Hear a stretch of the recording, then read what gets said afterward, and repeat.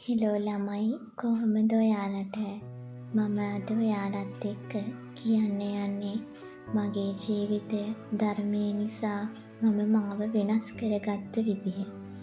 අන්න ඒක මම ඔයාලත් එක්ක ෂෙයා කරගන්න තමයි මේ බ්ලොග් එක මේ විදිහට කරන්න හිතුවේ. ඉතින් කාලෙකට කලින් මට ටිකක් විතර කේන්ති යන කෙනෙක්, ටිකක් කම්මැලි කෙනෙක්.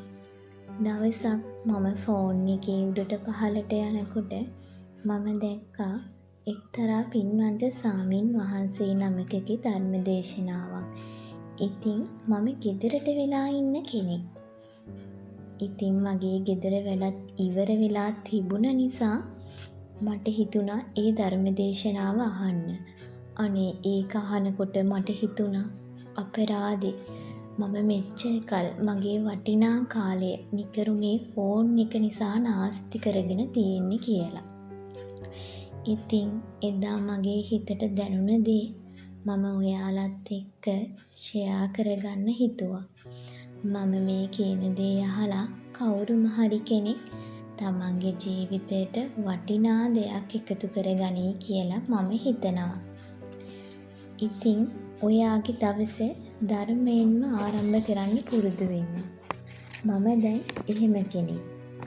මම උදේම නැගිටලා හොඳට පිරිසිදු වෙලා එකටම කරන දේ තමයි මගේ ගෙදර බුදු පහන සූදානම් කරන එක. මම ඒ හැම දෙයක්ම හරිම ආසාවෙන් තමයි කරන්නේ.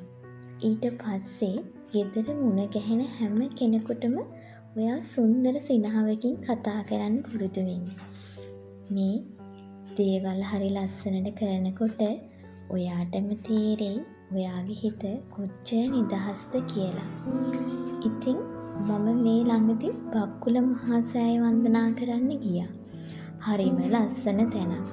වීඩියෝ එකේ තියෙන්නේ ඒ පින්වන්ත බක්කුල මහා සෑය පුදබිම. ඔයාලට පුළුවන් හැම වෙලේම ධර්මය අහන්න. පුළුවන් හැම වෙලාවෙම පුංචි හරි පිනක් ඔයාගේ ජීවිතයට එකතු කරගන්න. කිසිම කෙනෙක්ගේ හිත රිද්දන්න එපා. ඒවා අනිවාර්යෙන්ම අපිට ලැබෙනවා. අපේ ජීවිතයේ දුක සතුට මේ හැම දෙයක්ම තියෙනවා. ඒ හැම දෙයක් වෙන්නේ අපි සංසාරයේ කරපු දේවල් නිසාමයි. ඉතින් ඒ දේවල් වල කිසිම අසාධාරණයක් අපිට සිද්ධ වෙලා නැහැ. ඒ අපි කරපු දේවල්මයි. ඒක නිසා ඒවට ගැටි හේතු හොය යන්න එපා. ඒක නිසා මේ සංසාරේ බය දකින්නවා කියලා හිතෙන සිතුවිල්ලෙම හැම මොහොතෙම ඉන්න උත්සාහ කරන්න.